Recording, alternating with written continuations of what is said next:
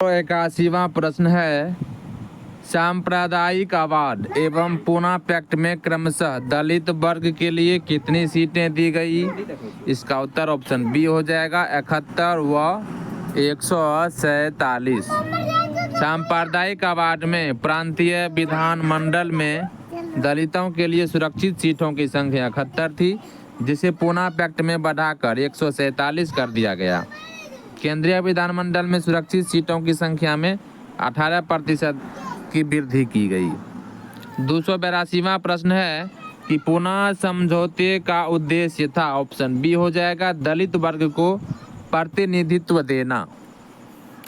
24 सितंबर 1932 को पूना में गांधी जी तथा डॉक्टर बी.आर. अम्बेडकर के बीच एक समझौता हुआ, जिसके अनुसार विभिन्न प्रांतीय विधानमंडलों में दलित वर्गों के लिए 147 सीटें आरक्षित की गई, जबकि सांप्रदायिक अधिनिर्णय में केवल 71 सीटों की ही व्यवस्था की गई थी तथा केंद्रीय विधानमंडल में 18% सीटें दलित वर्गों के लिए आरक्षित की गई।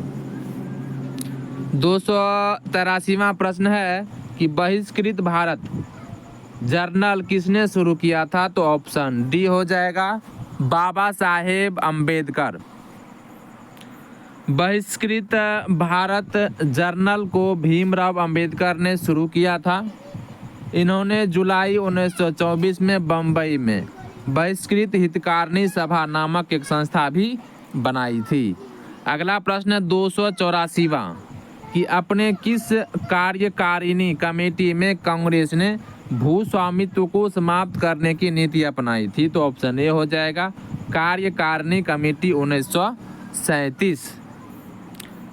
भारतीय राष्ट्रीय कांग्रेस की कार्यकारिणी कमेटी ने वर्ष 1937 में भू स्वामित्व को समाप्त करने की नीति अपनाई। संयुक्त प्रांत और बिहार में काश्तकारी बिल पारित किए गए। सभी कांग्रेस शासित प्रांतों में कृषकों को साहूकारों के चंगुल से बचाने तथा सिंचाई सुविधाओं को बेहतर बनाने के प्रयास किए गए थे।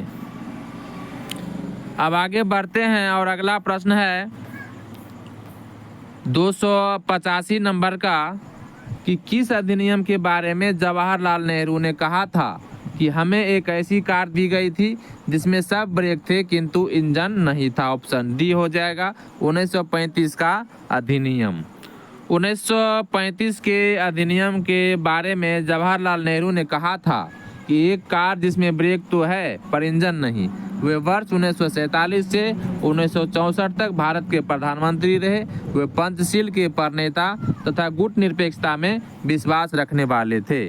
अगला प्रश्न है 286 नंबर का कि फरवरी 1938 में बिहार की चुनी हुई सरकार ने किस कारण वश इस्तीफा दिया था? इसका उत्तर हो जाएगा ऑप्शन डी राजनैतिक बंदियों को छोड़ना। वर्ष 1935 के भारत सरकार अधिनियम के आधार पर फरवरी 1937 में प्रांतीय विधानमंडल के चुनाव हुए। जुलाई 1937 के दौरान 6 प्रांतों में कांग्रेस ने अपने मंत्रिमंडल गठित किए। ये प्रांत थे मद्रास, बम्बई, मध्य प्रांत, उड़ीसा, बिहार और संयुक्त प्रांत। वर्ष 1937 के चुनावों में राजनीतिक कैदियों की रिहाई कांग्रेस के प्रमुख मुद्दों में से एक था। कांग्रेस के विभिन्न राज्य की सरकारों ने राजनीतिक कैदियों को रिहा करने का प्रयास किया, परंतु राज्य के गवर्नरों ने इस प्रयास का विरोध किया। परिणाम स्वरूप उत्तर प्रदेश, तत्कालीन संयुक्त प्रांत एवं बिहार की चुनी हुई कांग्रेसी सरकारों ने फरवरी 1938 में त्यागपत्र दे दिया था। 287वां प्रश्न है कि बिहार किसान सभा से कौन जुड़ा था? तो ऑप्शन ई हो जाएगा कि बिहार में किसान आंदोलन की शुरुआत स्वामी सहजानंद सरस्वती के नेतृत्व में हुई। स्वामी सहजानंद सरस्वती ने वर्ष 1929 में बिहार किसान सभा की स्थापना की। इस सभा का विस्तार बिहार के गांवों में करने में उन्हें कार्यानंद शर्मा, राहुल सांकृत्यायन, पंचानन शर्मा, यदुनंदन शर्मा आदि वामपंथी नेताओं का सहयोग मिला था। अब आगे बढ़ते हैं और अगला प्रश्न है 288 नंबर का कि कांग्रेस सोशलिस्ट पार्टी की पहली बैठक हुई थी? ऑप्शन सी पटना में। वर्ष 1934 में पटना में कांग्रेस महासमिति की बैठक के समय ही इन सदस्यों की एक अलग बैठक हुई जिसमें अखिल भारतीय समाजवादी दल की स्थापना को औपचारिक मान्यता दी गई थी।